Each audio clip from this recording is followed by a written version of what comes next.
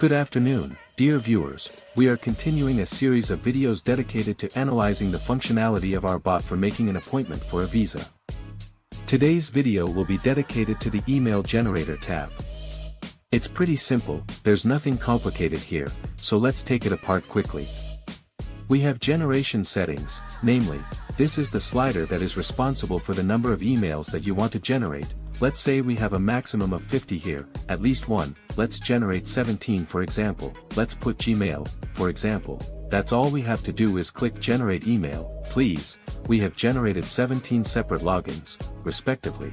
And accordingly here is the password from the mail. You can also change the number itself, for example, 8 to generate emails, click and here are 8 emails generated.